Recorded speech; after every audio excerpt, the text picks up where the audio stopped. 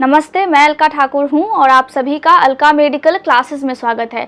आज आप ये सोच रहे होंगे, ना ये कोई बातें बताने वाली है, ना पेन है, ना बुक्स है, ना ही बोर्ड है, तो आखिर आज क्या होने वाला है। आज नॉर्मली आपके जो भी कमेंट्स थे ना, उनके रिप्लाई मैं करूँगी। अब नॉर्मली हमने ये सोचा था कि जो भी टॉपिक्स होंगे या फिर जो भी आपके डाउट होते हैं जो कि आप Telegram group Alka medical classes पे शेयर करते हैं, तो उसको रिप्लाई कैसे दिया जाए।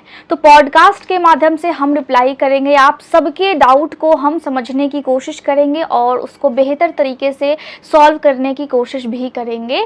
तो आज जो है वो पॉडकास्ट का पहला, जो बोलते हैं ना कि पहला ये वीडियो है, और मैं उम्मीद करूंगी कि आज जो टॉपिक मैं चूज़ की हूँ वो आप सब में से बहुत सारे लोगों की प्रॉब्लम है।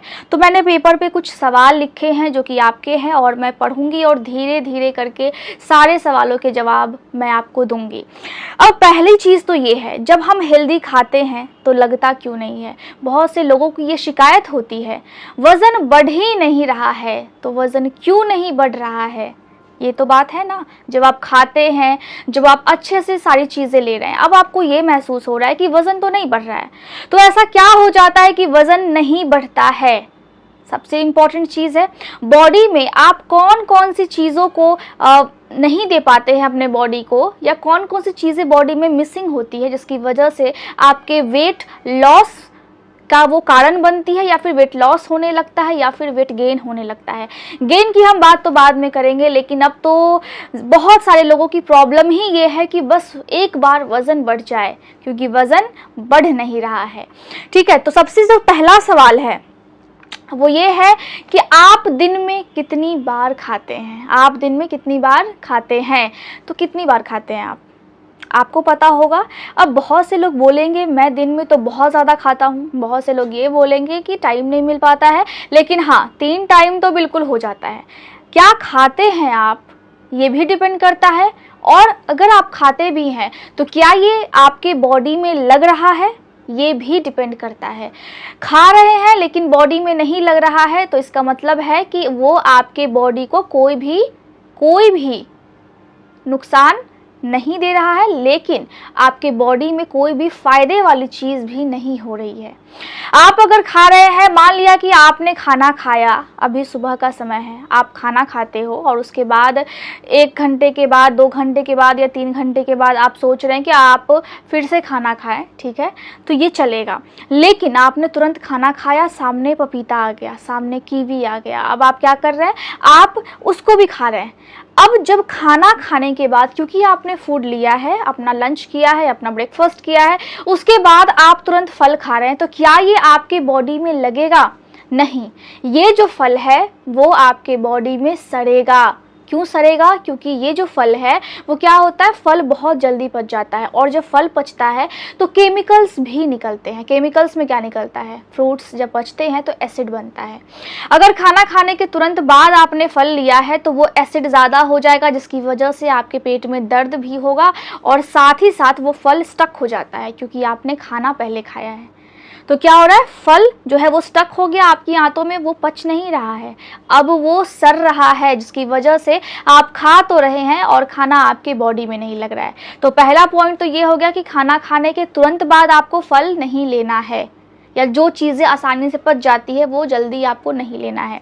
ठीक है, दूसरा ये सवाल था कि जब भी आप खाते हैं तो वज़न नहीं बढ़ता है। आप खा रहे हैं, 3 टाइम खा रहे हैं, 4 टाइम खा रहे हैं, वज़न नहीं बढ़ रहा है। हो सकता है कि आपकी बॉडी की जितनी नीड है आप उसको उतना दे ही नहीं रहे हैं। बॉडी की नीड क्या होती है? बॉडी की नीड है कि आपको एक सर्टेन अमाउंट में, मतलब एक अमाउंट तय किया जाता है, अगर आप गूगल पे सर्च करेंगे आपको मिलेगा, एक सर्टेन अमाउंट में आपके बॉडी को न्यूट्रिशन चाहिए, विटामिन चाहिए, मिनरल्स चाहिए, लेकिन क्या हो रहा है, आपके बॉडी को वो नहीं मिला, तब भी वज़न नहीं बढ़ पाता है, क्योंकि जो चीज़ हमें चाहिए वो अगर नहीं मिलता है तो हम ग्रो नहीं कर पाते हैं। उसी तरीके से जो आपकी बॉडी को चाहिए वो तो नहीं मिल रहा है, तो फिर क्या हो रहा है, बॉडी में प्रॉब्लम्स नहीं हो रही हैं, ठीक है, लेकिन वज़न भी नहीं बढ़ रहा है। अब आप ये बोलेंगे कि कैसे पता चलेगा कि आपका खाना पच रहा है या फिर सड़ रहा है। सबसे पहली बात, आपको सिम्टम्स देखने को मिलेंगे। सिम्टम्स क्या होते हैं?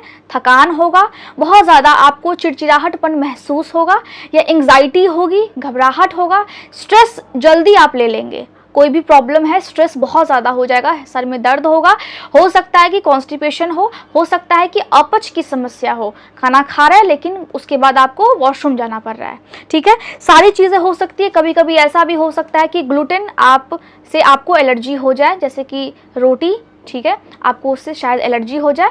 तो गेहूं से आपको एलर्जी होगी तो उसी को हम बोलते हैं ग्लूटेन से आपको एलर्जी हो गई है।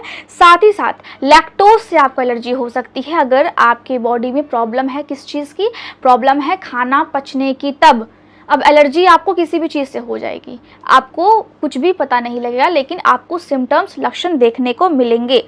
घबराहट होगा, साथ ही साथ अस्थमा भी हो सकता है अगर लॉन्ग टर्म तक ये चीज़ें चलती रहती हैं तब। लेकिन वो एक तरीके से क्या कह सकते हैं, एक तरीके से वो कुछ रिस्क है जिसमें अस्थमा हो जाता है। कुछ पेशेंट्स हैं जिनको ये प्रॉब्लम हो जाती है, ठीक है। अब उसके बाद जो सवाल था वो ये है,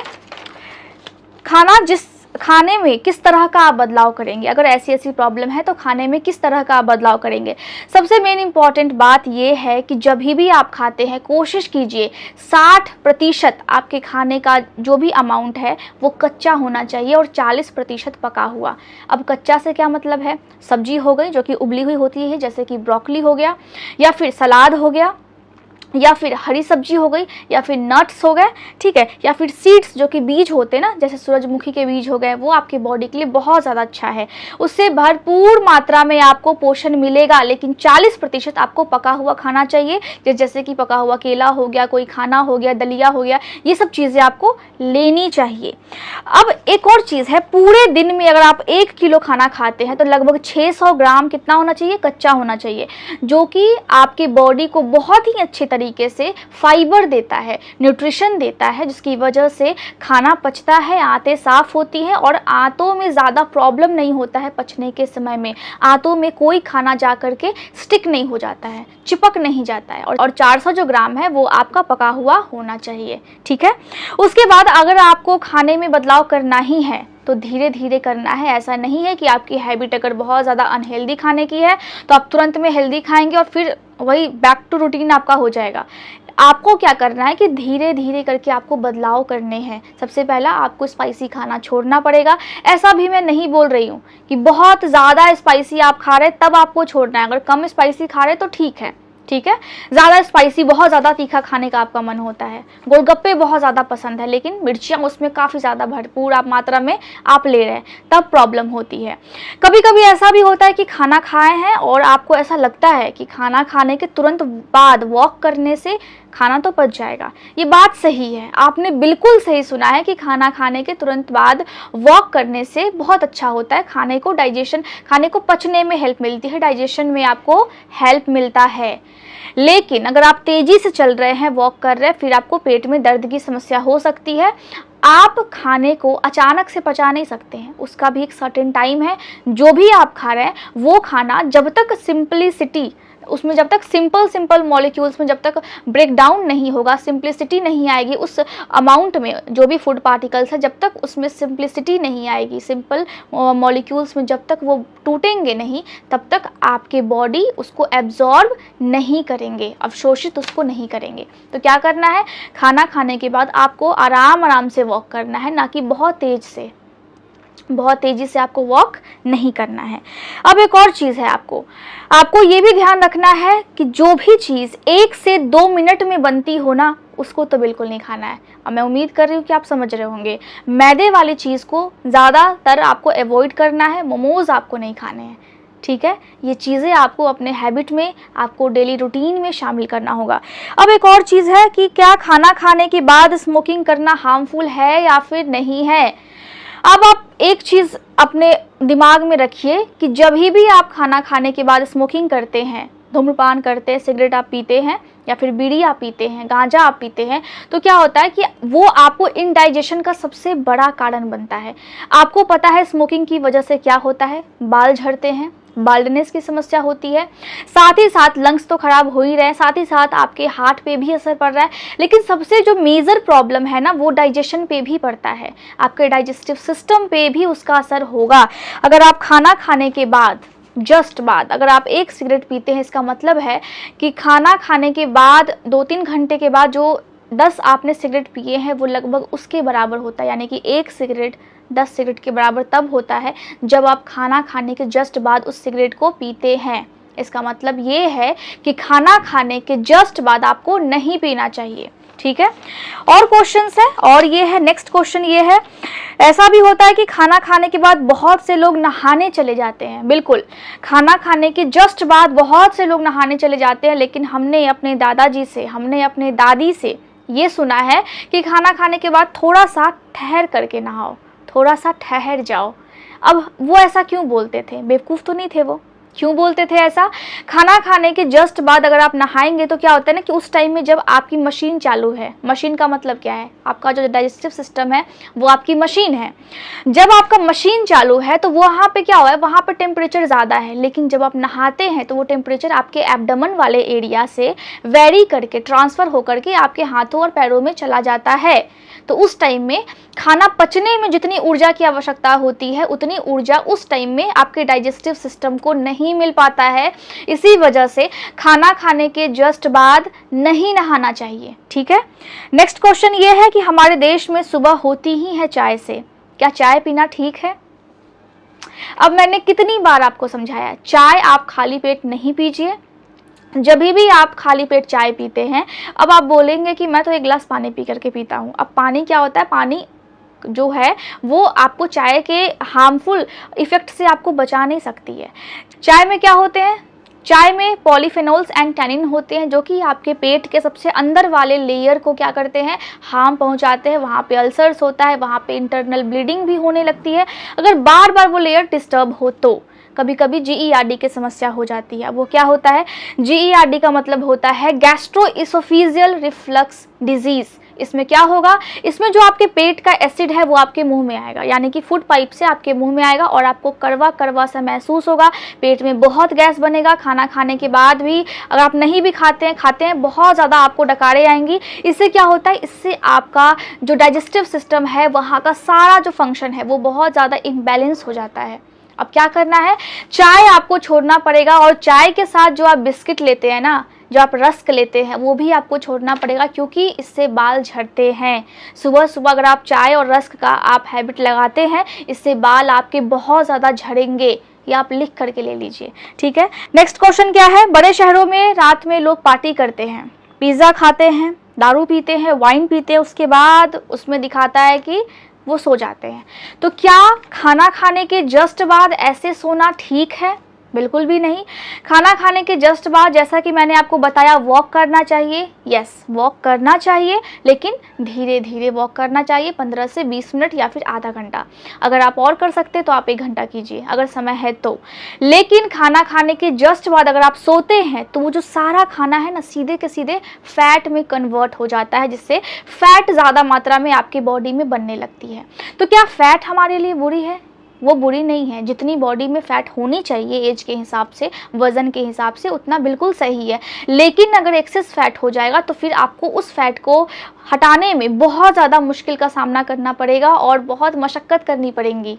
तो इसीलिए मैं आपको ये बोलूँगी कि कभी भी जब बॉडी में नहीं लगता है कोई चीज़ तो आप ये सारे मिस्टेक्स कर रहे होते हैं। मैं उम्मीद कर रही हूँ कि आपको समझ में आ रहा होगा। कभी कभी ऐसा भी होता है कि आप पानी कम पीते हैं, खाना खा रहे हैं लेकिन पानी कम पी रहे हैं। पानी कम पिएंगे तो बॉडी में जो न्यूट्रिशन है वो बॉडी अवशोषित कम करेगा, क्योंकि पानी के द्वारा ही, पानी की मदद से ही वो अवशोषित करते हैं ना। बॉडी में बहुत सारे अमाउंट में पानी है, सबको पता है। पूरा जो हमारा बॉडी है वो लगभग पानी से ही बना हुआ है।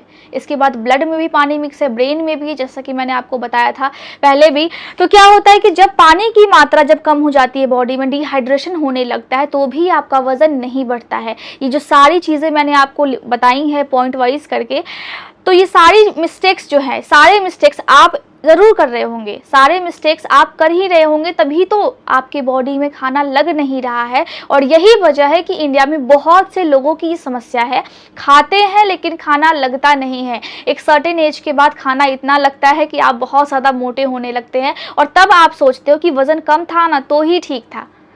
तो मैं ये उम्मीद करती हूँ कि आज आपको समझ में आ गया होगा। आज जो हमने पॉडकास्ट के पहले एपिसोड में जो हमने समझाया है आपको, जो मैंने आपको समझाया है, वो आपको समझ में आया होगा।